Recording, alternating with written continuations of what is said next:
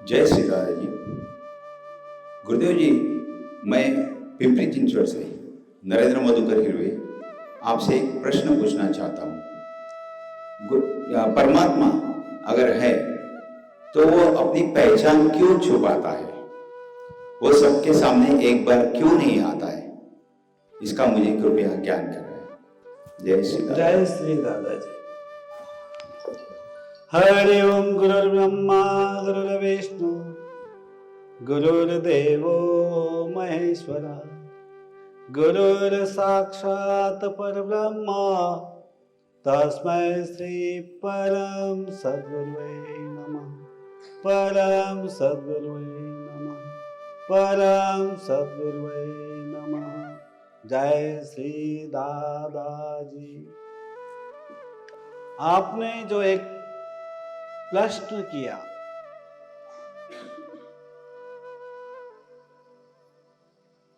परमात्मा हमारे सामने आकर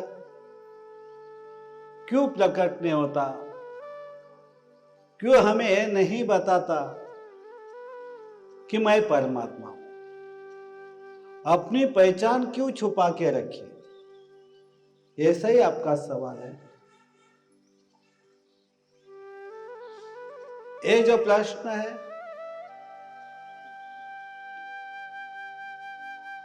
कॉम्प्लिकेटेड है ऐसा तो मैं नहीं कह सकता हूं, बहुत अच्छा है। उन्होंने अपनी पहचान छुपाई।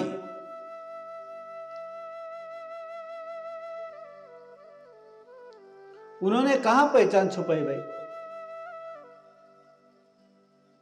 जो हर कण कण में परमात्मा विराजमान है, जिसने सारा जहां अपने खुद से निर्माण किया है। हर जगह जहां देखेंगे वहां पे परमात्मा विराजमान है।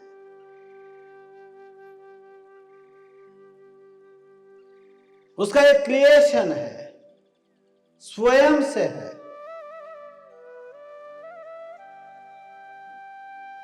वो विराजमान होते हुए भी हम उसे देखते नहीं है। उसे देखने के लिए क्या करना है? ये बराबर है। विराजमान हर जगह है, उसी का अंश हर चेतन सृष्टि में बसा हुआ है। वो स्वयं ही है। लेकिन हमारा जो ये शरीर है, पंच तत्व से बना हुआ, जो हमें पंचेंद्रियां दी है और आंखें जो दी है, ये दो आंखों से जो हम इस प्रकृति को, इस नेचर को देखते हैं, तो ये जड़त्व की आंखें हैं। तो हम ये सारा जहां देख रहे, देखने में हम मशगुल हो गए, आनंद मना रहे। तो उसी में परमात्मा होते हुए उसे देखने के लिए क्या करना चाहिए, यह समझने की पहली आवश्यकता है। दूसरी बात है, जब हमें निर्माण किया, अरबों खरबों साल पहले, तब हम निर्गुण निराकार थे। हमें पता था कि परमात्मा है, वो मेरा पिता है। पता नहीं था, ये हो ही नहीं सकता। लेकिन इस संसार में आने के बाद जो जो हमने दो आंखों से देखा, प्राप्त करने की कोशिश की, त्रिगुणात्मक सृष्टि में तीन गुणों में से हमने तीनों गुणों को अपना लिया। परमात्मा त्रिगुणों के पर है, तो उन्होंने अपनी पहचान छुपाई। इस तरह से आप सवाल कर रहे। स्टार्ट में पता था, त्रिगुणों में फंस गए, वहां से निकलना हम चाहते नहीं। त्रिगुणों के विकार हो गए, काम, क्रोध, लोभ, मद, मत्सर, अहंकार।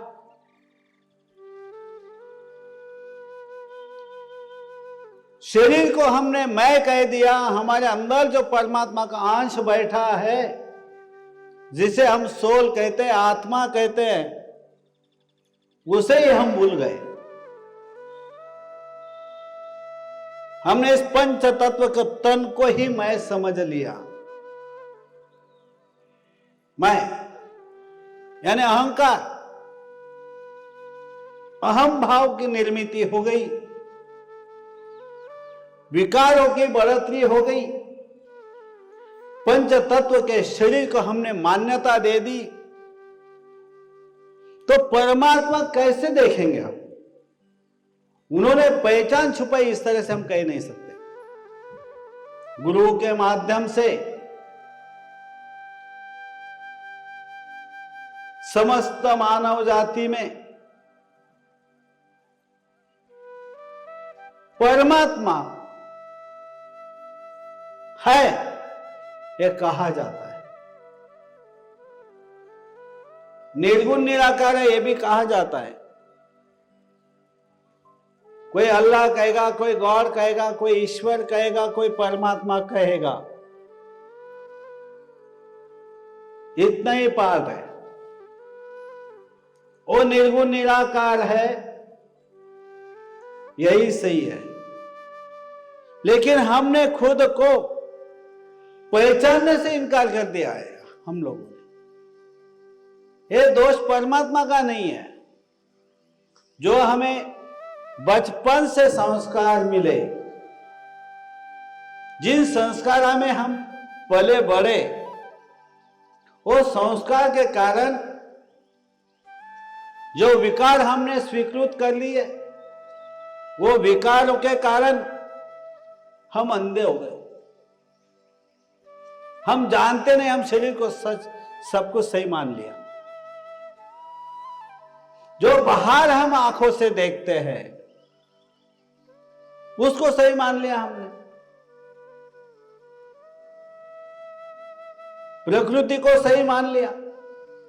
जो जो शरीर को सुविधा लगती है उसको सही मान लिया। हम जो संसार कर रहे हैं उसी को हमने सही मान लिया। लेकिन ये शरीर में आत्मा मैं हूं, मेरी मृत्यु क्यों होती है? कौन सी ऐसी ऊर्जा है, जो शक्ति है, इस शरीर से निकल जाने के बाद शरीर हमारी मृत्यु होती है? समझने के लिए इस पंच तत्व से समझने की हम कोशिश कर रहे हैं। वो आता जरूर है, हमारे अंदर उसका अंश विराजमान है। विराजमान होते हुए भी हम उसे नहीं समझ पा रहे। हम शरीर को सब कुछ समझ लिया। सारा जहां बनाया वो तो है ही, उसको समझने की कोशिश हमारी अधूरी है। समझ पा नहीं रहे हम। कहां वो हमसे दूर है, बना के कहां गुप्त है? वो प्रकट है इस प्रकृति के अंदर भी और स्वयं भी है। जो उन्होंने मूल तत्व ब्रह्म निर्माण किया, वो तो सत्य, नित्य, अजरा, अमर, सनातन अंश, अमर, जिसे हम आत्मा कहते हैं, वो तो है ही। हमारी समझने की कोशिश, हमारा जो टैलेंट है वो टैलेंट अधूरा है। जब हमारा टैलेंट सही हो जाएगा, सही ढंग से हम सोचने लग जाएंगे, सही ढंग से हम दार्शनिक हो जाएंगे,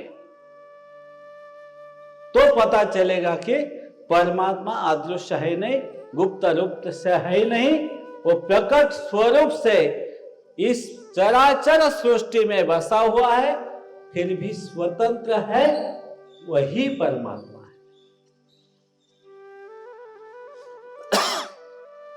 परमात्मा को समझने की कोशिश अवश्य करनी चाहिए, हमें कोशिश करनी पड़ेगी।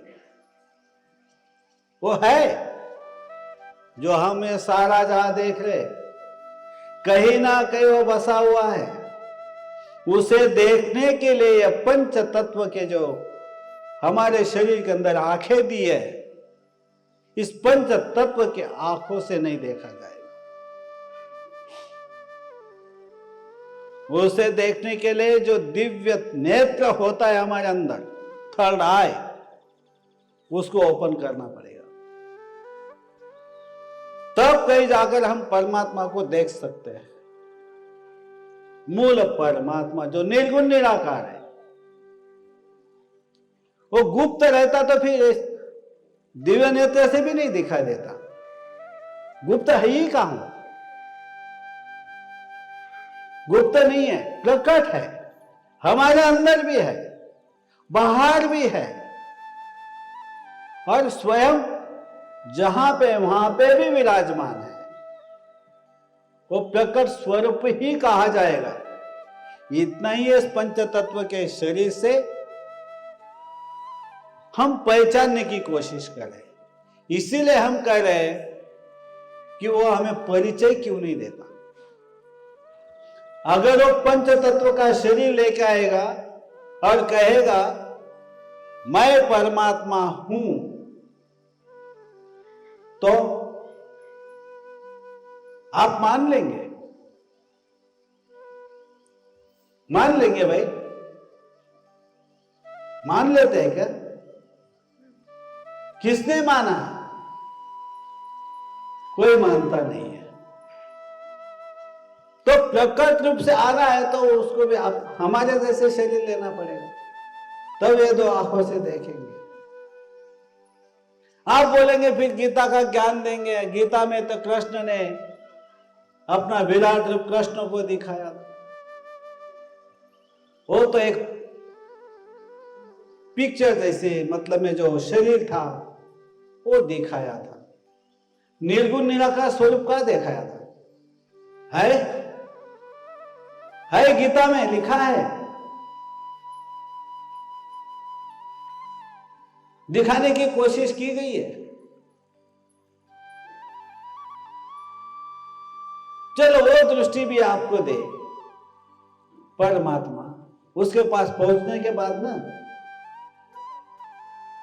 उसको समझने की कोशिश हम नहीं करें, वो हमारी गलती है। वो प्रकट स्वरूप से है, निर्गुण निराकार है, लेकिन वो दृष्टि हमारे पास नहीं है, होते भी नहीं है। थर्ड आई किसको नहीं है भाई?